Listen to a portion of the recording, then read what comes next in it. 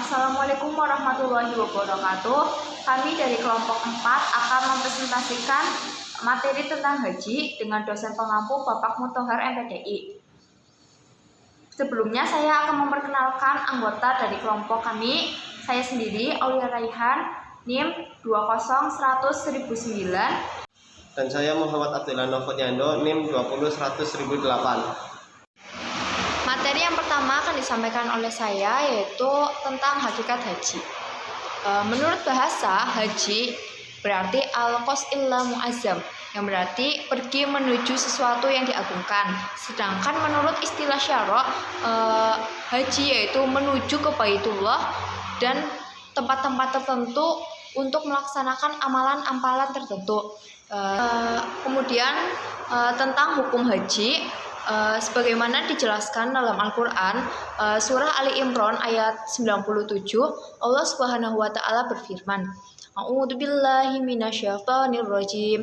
Bismillahirrahmanirrahim. Fi ayatum bayyinatum maqam Ibrahim wa man dakhalahu kana amina walillahi 'alan nasi hijjul baiti man istata ilaihi sabila wa man kafara fa innallaha ghaniyun 'anil alamin. Di sana terdapat tanda-tanda yang jelas, di antaranya maqam Ibrahim. Barang siapa memasuki Baitullah, amanlah dia. Dan di antara kewajiban manusia terhadap Allah adalah melaksanakan ibadah haji ke Baitullah, yaitu bagi orang-orang yang mampu mengadakan perjalanan ke sana. Barang siapa mengingkari kewajiban haji, maka ketahuilah bahwa Allah Maha Kaya, tidak memerlukan sesuatu dari seluruh alam.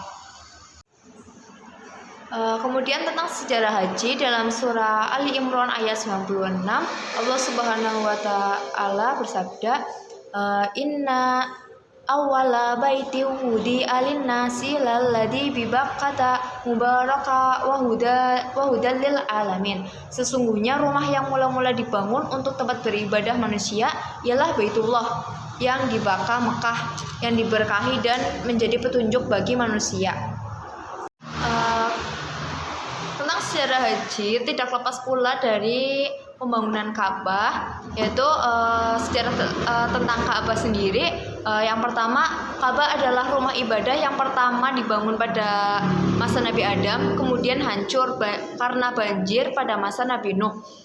Kemudian dilanjutkan oleh Ibrahim atas perintah wahyu dari Allah. Ibrahim menyeru umat manusia untuk menziarahinya. Kemudian sepeninggal Nabi Ibrahim, kunci Ka'bah diserahkan ke bangsa Quraisy. Dan yang terakhir, Al-Wahid bin Mughirah adalah orang yang pertama merenovasi Ka'bah. Sejarah disyariatkannya haji, diwajibkannya syariat haji terjadi pada tahun 6 Hijriah mengikuti turunnya Quran surah Ali Imran ayat 97. Kemudian pada tahun 7 Hijriah Rasulullah melaksanakan umroh. Pada tahun 8 Hijriah terjadi Fathul Mekkah. Kemudian pada tahun 9 Hijriah Rasulullah mengutus Abu Bakar sebagai Amirul Haji. Dan pada tahun 10 Hijriah barulah Rasulullah melaksanakan haji, dan setelah 18 hari kemudian Rasulullah itu wafat. Haji ini sering disebut juga haji wadu atau haji perpisahan. Dan untuk materi selanjutnya dilanjutkan oleh saya. Yang berikutnya yaitu ada prosesi ibadah haji yang dimana diawali dengan ihram. Ihram haji itu dari hotel atau penginapan gitu kan, tempat dimana jamaah haji itu menginap, yang tepatnya pada tanggal 8 Zulhijjah, dan kemudian dilanjutkan wukuf di Arafah tanggal 9 Zulhijjah. Setelah wukuf melakukan mabit di Musdalifah yang tanggalnya masih sama tanggal 9, dan untuk besoknya tanggal 10 sampai tanggal 13 Zulhijjahnya itu di Mina. Dan habis dari tanggal 10 ada lempar jumroh Aqobah dan tahallul. Nah, tahallul ada tahallul awal ya.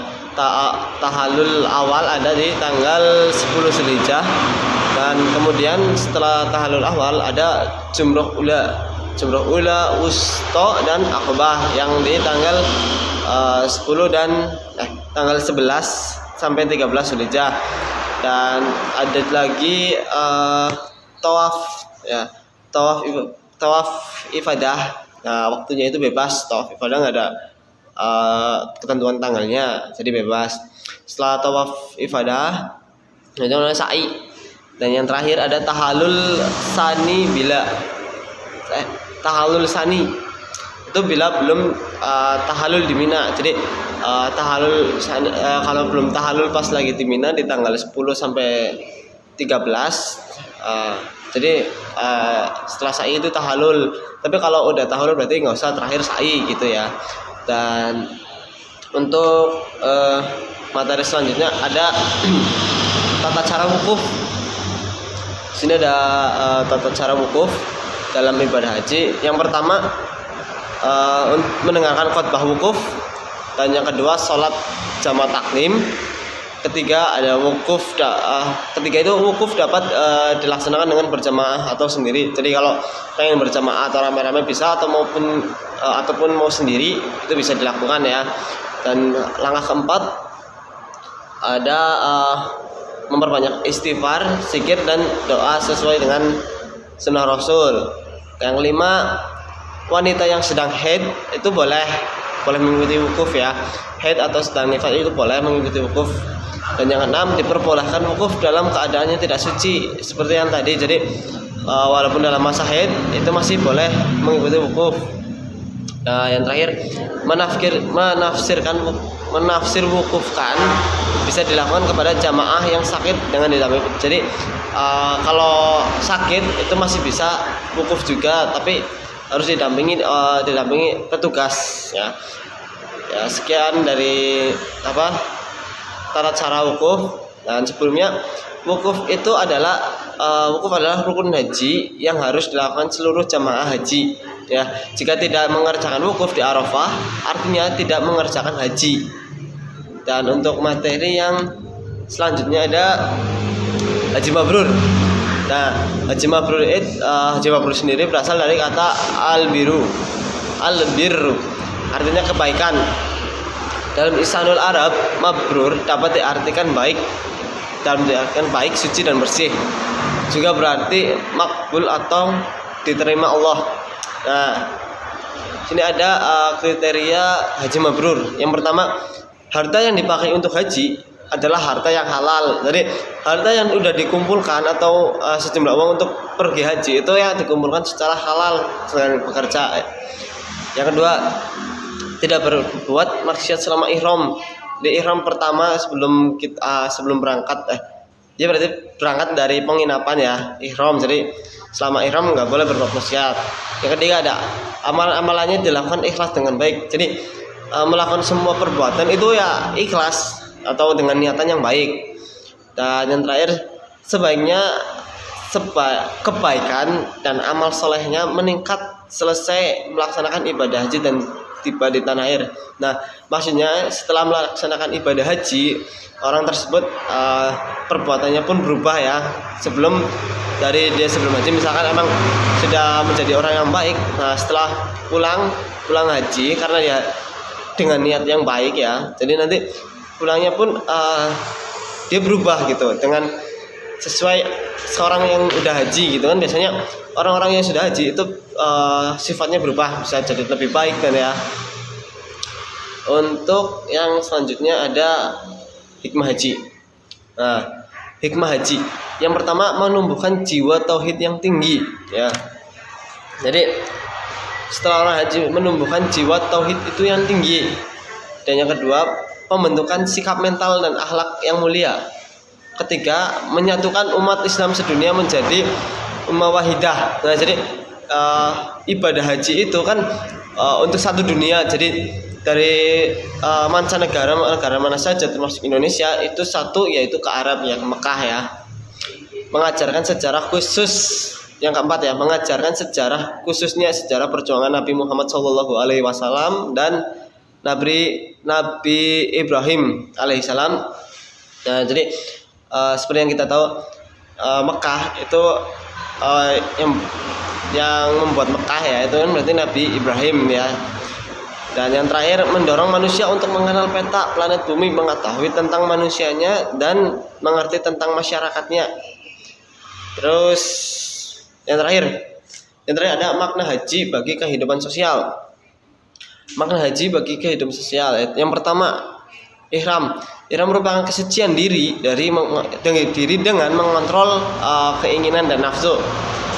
Yang kedua, tawaf. Tawaf adalah hidup dalam lingkaran ibadah. Jadi ya, tawaf berarti kalau dalam ibadah itu biasanya tawaf itu yang kita mengelilingi Ka'bah gitu kan. Nah, ketiga, sa'i, lambang meningkatkan etos kerja sebagai khalifah. Yang keempat, tahalul, pelajaran tentang pelayanan sosial secara individual. Yang kelima, wukuf, sebagai upaya menggalang potensi dan jaringan, menyusun langkah dan program umat, mengatur strategi menghadapi tantangan dan masa depan. Yang selanjutnya ada Musdalifah. Ya, Musdalifah merupakan persiapan menghadapi ancaman dan tantangan. Lontar jumroh di Mina ya. Tadi ada di prosesi ibadah haji di Mina. Ada melontar jumroh ya, yaitu ada yang artinya itu semangat perjuangan. Dan yang terakhir, menyembelih kurban sebagai bentuk lambang pengorbanan kepada Allah Subhanahu wa taala. Nah, untuk semua materi sudah saya sampaikan. Dan sekian dari kelompok kami, kurang lebihnya mohon maaf.